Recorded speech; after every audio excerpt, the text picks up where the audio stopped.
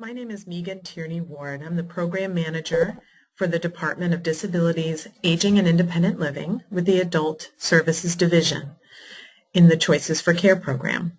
Today we will be reviewing the Adult Family Care Services program packet of training materials for the implementation of the service September 1st, 2013. In front of you is a packet of information that we will cover to describe the program and the services and the main components of the roles of the providers, case management agencies, and adult family care authorized agencies. The goal of this training packet is to orient people to the new service so that they can help folks make referrals to the new program and access services. More information can be found at the department's website with the Division of Disability and Aging Services.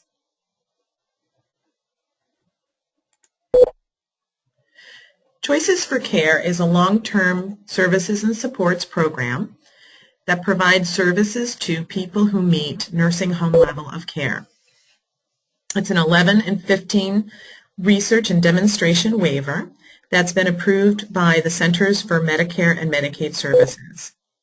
The goal of Choices for Care is to provide Vermonters with equal access to services in either a nursing facility or in a home and community-based setting.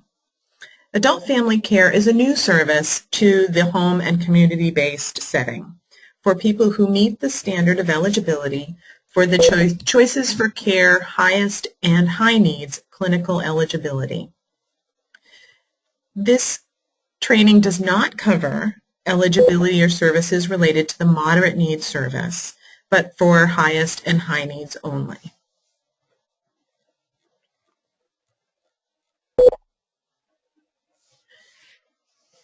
So the Adult Family Care Service is a new option for Choices for Care that provides a home and community-based service in another person's home. So this document that's on the screen right now shows where people can apply for the program by contacting the Department for Children and Families.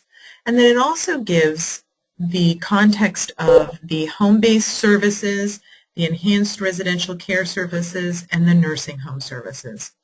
And as you can see, the Adult Family Care Service is a new home-based service option that provides 24-hour home-based shared living in the home of another person. This document can be duplicated and used as a resource for individuals who are interested in the program, following some information on how to reach the local long-term care clinical coordinator for the department in the area of where the person lives.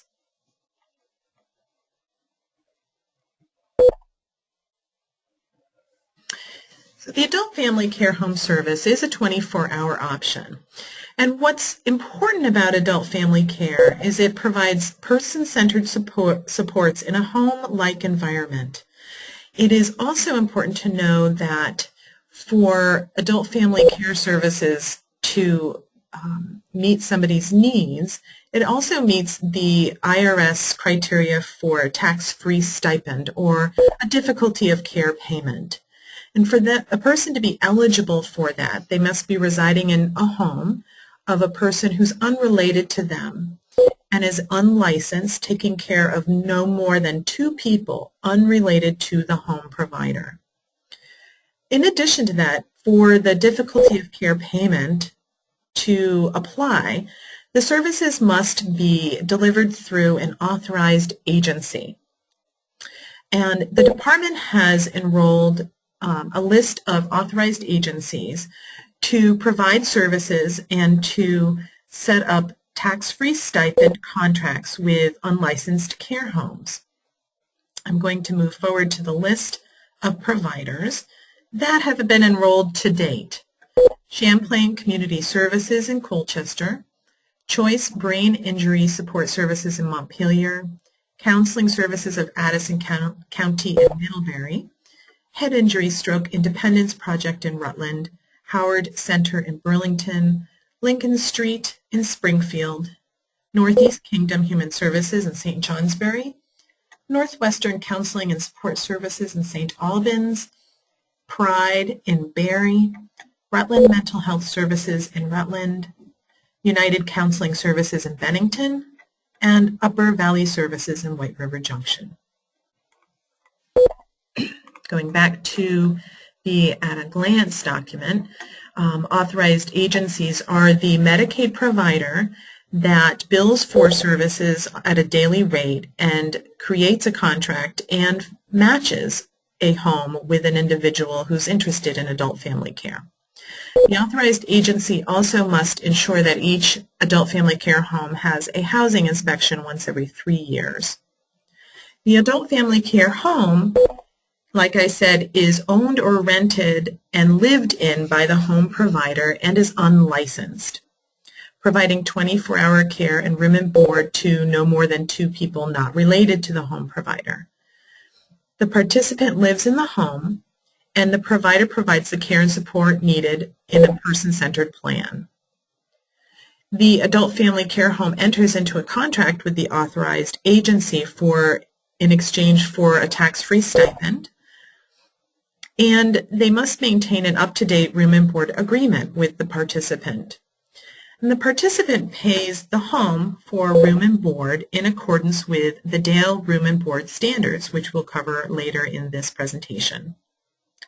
And the adult family care home must agree to be inspected once every 3 years and to maintain compliance with that inspection. For adult family care, there is case management services available to the participant, much like in our other home-based settings. What's different for this case management service is that the participant chooses an area agency on aging or home health agency, and they provide up to 24 hours a calendar year of case management services. This is different to the typical 48 hours available to folks in the other home-based settings. And the reason these hours are less is because there's also a service coordinator through the authorized agency that provides a significant amount of assistance to the person living in the home.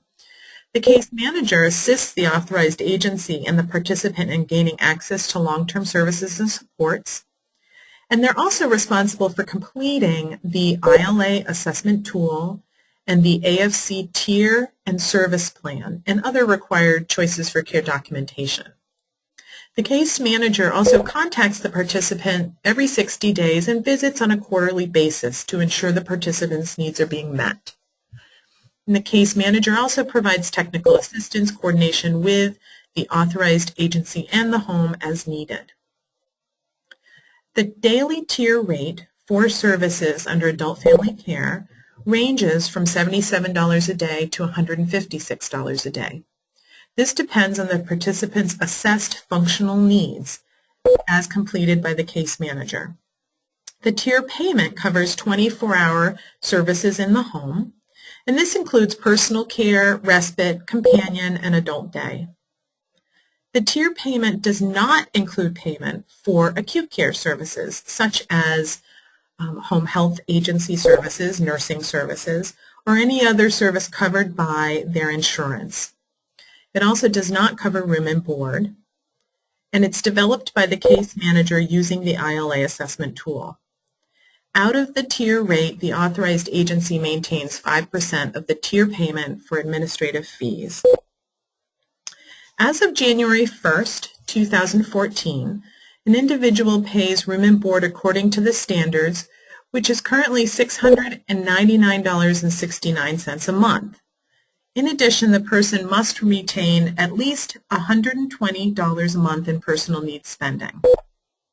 Note that the adult family home may choose to accept less room and board so that the person can maintain a higher personal needs spending, but they cannot charge the individual more than that amount.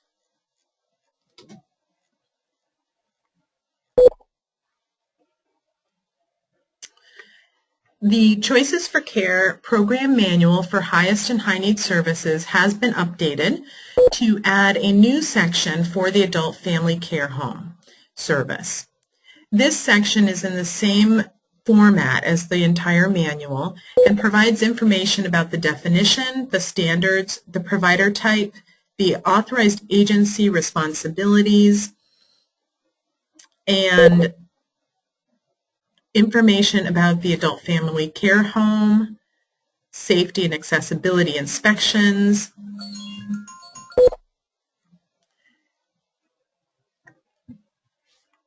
and approved activities as well.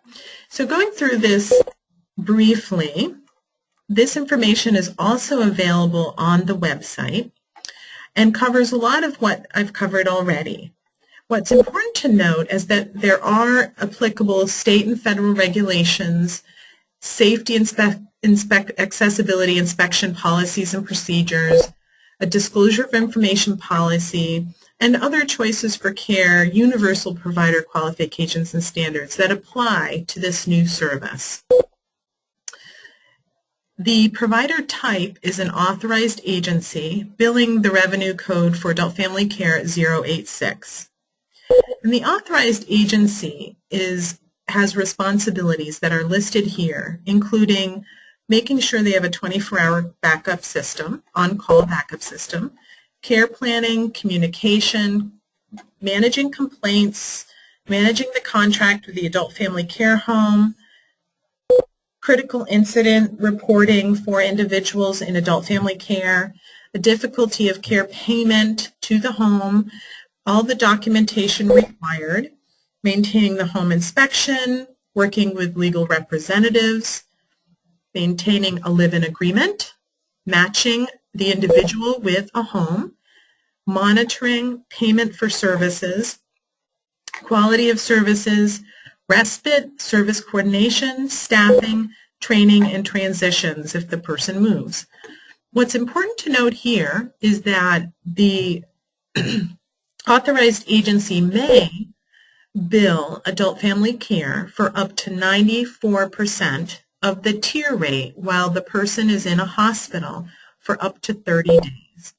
And this is different from our other choices for care services, which require all payments to stop when an individual is in the hospital.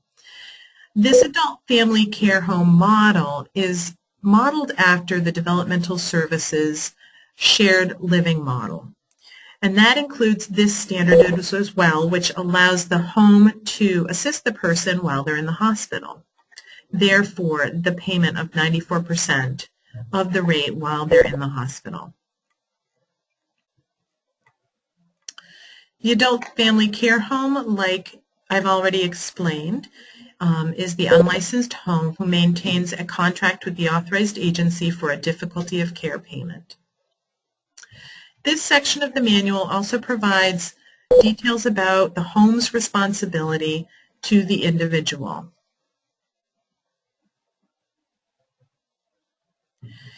And the safety and accessibility inspection, which is very important to the success of this program.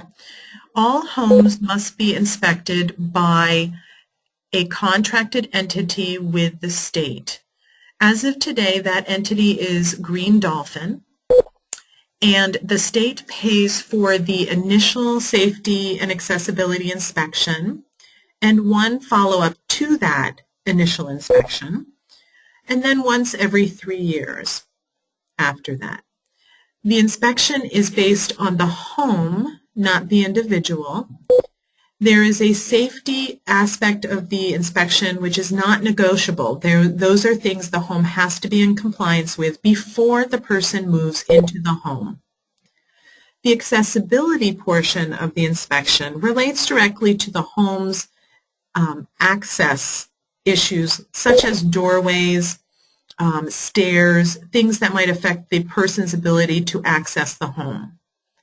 That part of the inspection does have the ability to be flexible according to the person's needs based on an assessment from a professional such as a physical therapist.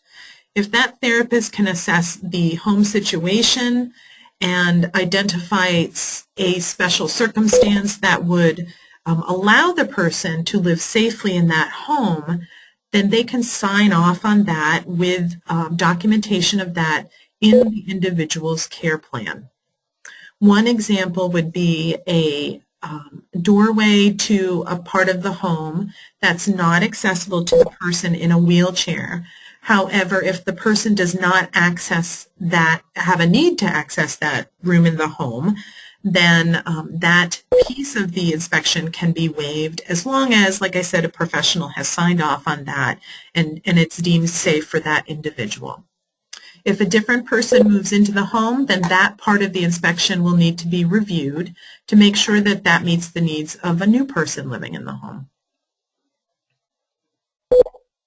More information about the safety and accessibility inspection is further in this packet that shows the actual checklist used by the contracted agency. The case management service section of the manual is included in this presentation as a resource to individuals not as familiar with choices for care. The case management services have not changed other than they will be providing only up to 24 hours for adult family care. Otherwise, the standards are the same and the approved activities are the same. Additionally, the monitoring for the individual in an adult family care home is less than it is for other people on the home-based option. Again, that is because the authorized agency is providing service coordination services to the individual. And that service coordinator actually provides more of the day-to-day hands-on coordination with the adult family care home and the individual. So those roles are split between the case manager and the adult family care coordinator. The adult family care coordinator will take the lead on the day-to-day activities, and the case manager will assist by providing technical assistance and completing the annual ILA assessments and the tier rate.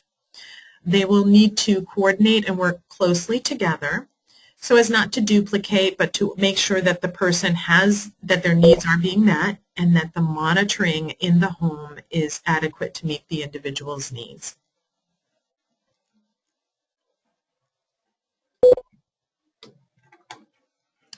What's unique to adult family care as well is that there's specific critical incident reporting required. This is also documented in the revised Choices for Care Highest and High Need Manual, and the section for that is included here. Critical incident is reported to the Adult Services Division within 48 hours of discovering a critical incident. And the types of critical incidents are listed here.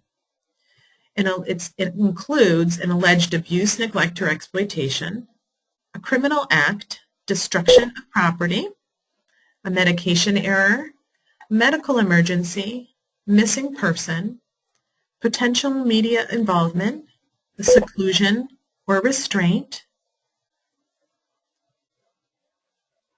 a suicide attempt or lethal gesture, or an untimely or suspicious death. That information is provided to the Adult Services Division with the fax information listed here, as well as a website. The critical incident form can be scanned and emailed to our division as long as the person scanning and emailing has encrypted or protected email. This information is reported to the Adult Services Division. However, it's very important to note that if the critical incident involves abuse, neglect, or exploitation, the individual must report that to the Division of Licensing and Protection as well. Every provider of services on the Choices for Care program is a mandated reporter. So because the two systems do not connect, they have to be reported separately.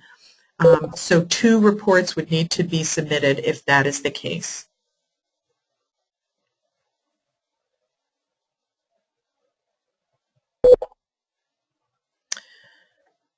More information on the critical incident details are included in this section of the Choices for Care manual.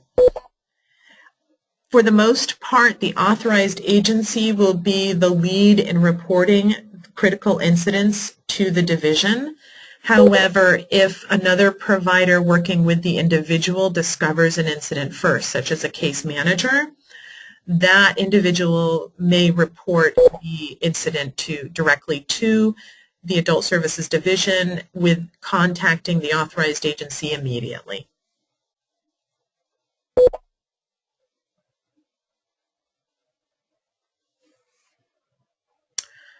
Moving along, there is a critical incident reporting form that's also included in this packet. And what's important to note about critical incident is that the division wants to make sure folks are safe from harm and that they're protected. But they also want to make sure that providers and agencies are focusing on quality improvement. So if there is an incident that was preventable or may be preventable in the future, the department would like providers and individuals to work on a plan with their individuals and their agencies to improve services for that specific person, but also other people receiving their services. So that's the ongoing purpose of receiving critical incident information. In this packet, there's also some information about setup instructions for the SAMS Omnia users. For the most part, as of today, the case management agencies have access to SAMS, and also the authorized agencies who happen to be TBI providers do as well. For case management agencies that use the ILA on the Omnia tool that links to the SAMS database, these are the instructions for making sure that that new ILA for the adult family care is downloaded onto their laptops. Agencies who use Omnia are familiar with this process. Moving along, the Choices for Care program uses an ILA, which is an independent living assessment tool, to document the person's demographics, their social support needs, their functional needs, and their medical needs. There's lots of information in this assessment tool. For the Adult Family Care Service, a revised ILA has been created simply to automate the tier payment from the functional assessment. So case managers who use Omnia can download the new ILA so that the tier payment amount will be automatically calculated from the assessment. This is just a paper version of that new ILA. Otherwise, the assessment components have not changed. Note that for case managers using Omnia to create the tier payment, there is a question under the incontinence assessment section that requires that one question be checked. If anything is left blank, the automated Omnia tool will let you know. Go back to that section and make sure that the not applicable, if the person has no incontinence issues, to make sure that that NA is checked. The tool itself is several pages long, so I'm just going to scroll through it to the actual tier worksheet. Again, for people using Omnia, this will be automated electronically. For people using paper, there's a paper version of this tier score function. It is very simple. Each part of this tier score corresponds to the assessment section in the ILA, covering elimination status, the functional assessment, the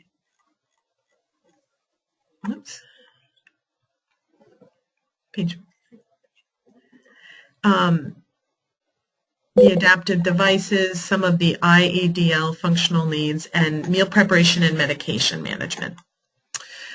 Each function is checked off, and there are points assigned for each answer. So if you answer one response for each section and put the points over on the right. Do not round any of the points up, the 0.5, leave them as is, and then add those points at the very end.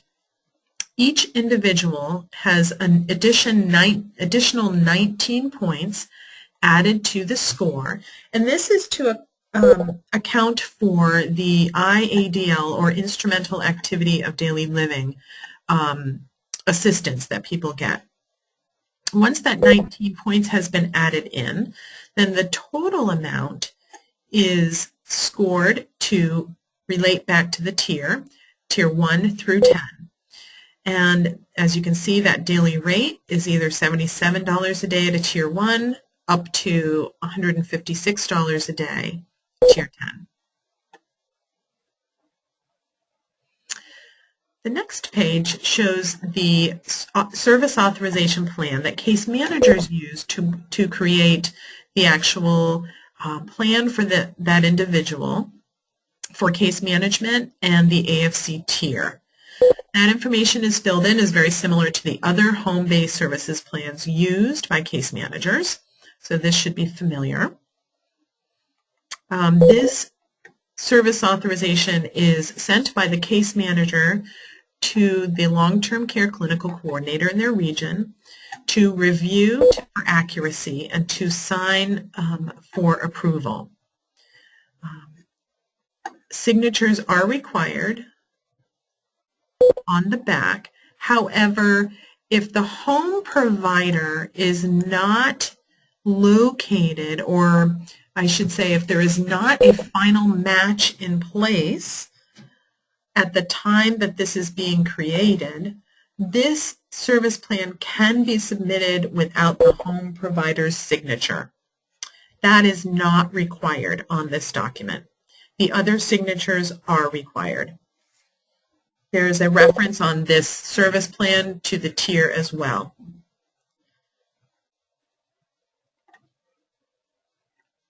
The next section refers to the disclosure of information policy and procedure. There is a process that the authorized agency can use to obtain a release from the person so that they can share important information about their past as it relates to the potential for behaviors that may put a caregiver or a home provider at risk.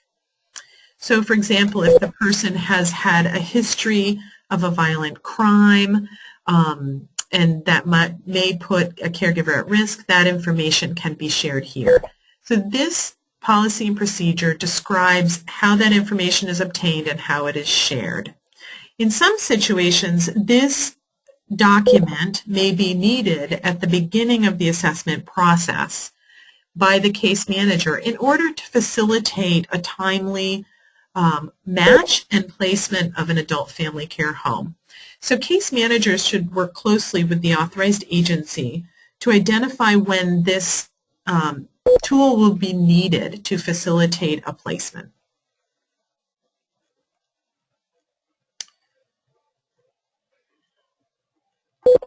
This is the disclosure of information form that's used along with that policy.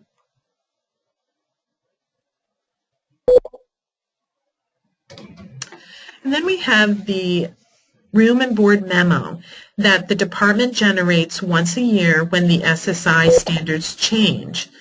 Each year a memo goes out to tell providers what the room and board amount is and the personal spending based on the setting of where that person lives.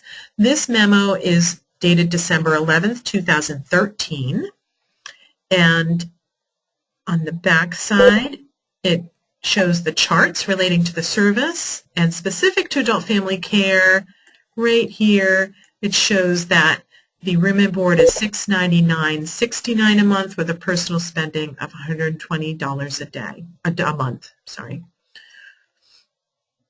And like I said, this memo is updated as usually once a year, but if the Social Security SSI benefit changes, it will be updated as well. The Choices for Care program requires that individuals living in a shared living setting have a live-in agreement or a room and board agreement with the person that they're living with. This document provides guidelines on the live-in agreement and shows the components that are necessary in a live-in agreement. Together with this guideline is a template that may be used by the home provider and the individual. This exact template is not required to be used, but if not, the same components must be in the room and board agreement. So this shows the room and board amount that the person's paying to the home, when it will be paid each month, and it also references the participant's personal use spending. As you can see, this says $115 a day, which was in place before January 1st, 2014. Currently, the revised amount is $120 a month. This also shows household arrangements, talks about room and board amounts and that there needs to be a 30-day notice when that's changed. It also references participants' rights and privileges, which should be attached to this room and board agreement and is included in this packet, which we'll show you. There's also mention of what the services are being provided and termination of the agreement. It's standard that both parties give at least 30 days advance notice of the termination of this agreement, unless both parties agree for it to be less. Otherwise, it's a standard 30-day notice. There are some situations in which the situation may warrant that the termination be less than 30 days. And that is if the participant presents a serious threat to their self that can't be resolved, or they present a serious threat to other residents, or the court has ordered the move, or the participant or legal representative failed to pay their room and board, or the participant or legal representative refused to abide by the terms of the agreement, or if the home provider can no longer meet the participant's needs. And I'm sorry, this is not a less than 30-day notice. This is when the homeowner can initiate the termination of this agreement. In situations where it's an emergency, they can terminate it with less than 30-day notice. And that is when there's an emergency move needed for the health and safety of the participant and has been recommended by the attending physician, the authorized agency, and case manager, or a natural disaster or emergency, or when ordered or permitted by a court. So it's important that these components be in the room and board agreement so that everybody involved is aware of what the standards are. Next is the copy of the adult family care home participants' rights, and this should be attached to the room and board agreement.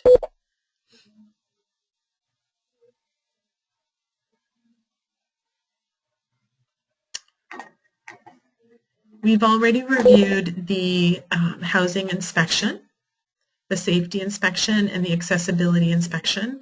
These are the documents used by the inspector when documenting safety in the home. This is, I believe, 5 or 6 pages long. Shows what they're looking at for safety concerns.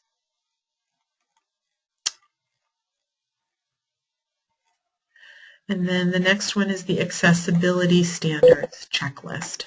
Very similar document that's specific to accessibility issues. And again, that's several pages long. Individuals can share these checklists with prospective homes if they wish. That information is public. But at a minimum, the home inspector will complete those forms when doing the inspection. Included in this packet is the Choices for Care application process at a glance.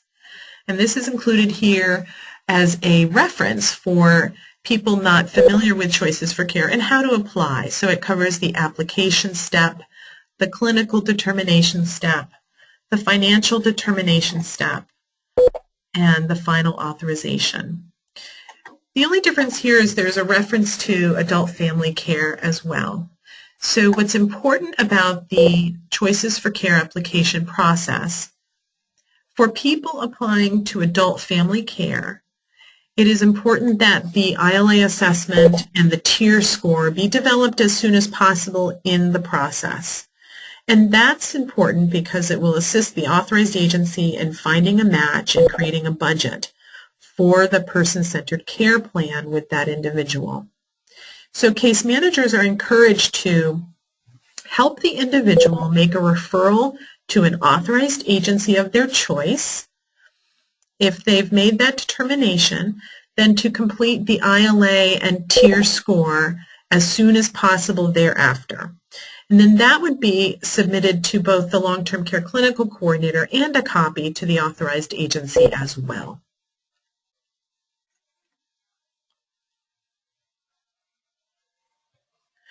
What's new to, actually I want to go back for a second because there is a piece under the financial determination that's important. It's the patient share.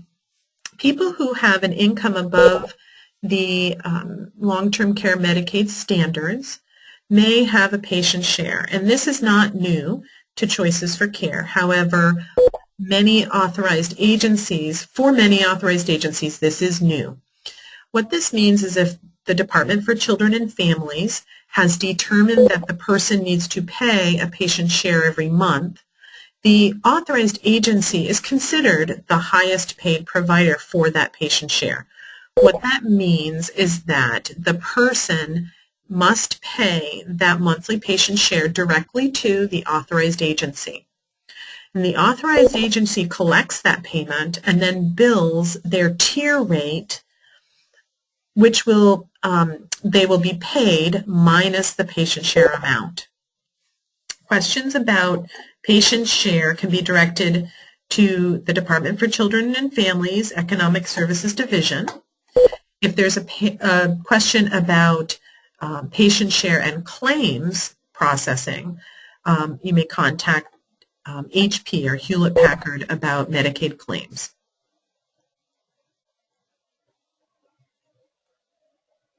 Included in this document is a document inventory, and this references the new forms or the modified forms that have been created for this new service and their location on the website. And that also includes the updated Choices for Care Highest and High Needs Manual. Included in this document includes the long-term care clinical coordinators for each region of the state, which also lists their address, their email, and then their supervisor's name as well. There's also a list of the Medicaid waiver team meetings that are facilitated by the clinical coordinators in their region. It's highly encouraged for the authorized agencies to attend the monthly Medicaid waiver team meetings.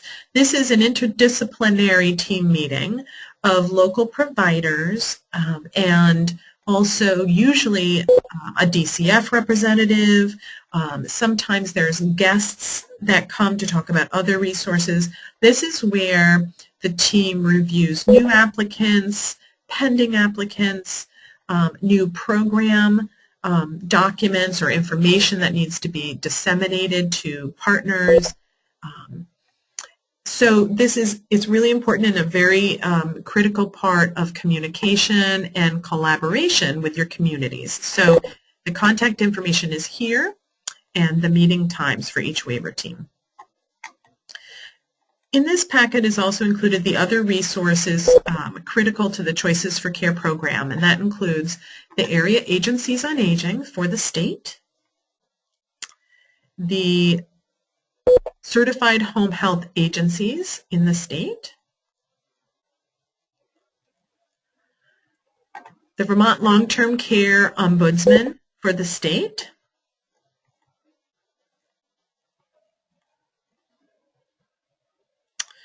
and then the Adult Services Division organizational chart, and finally the main contacts for the adult family care home within our division.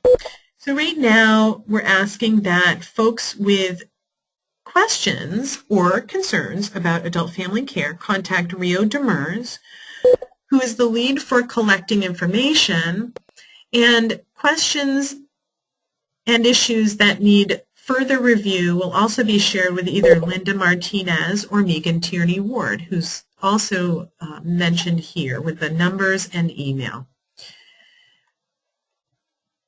If there are any questions whatsoever, please contact one of us here.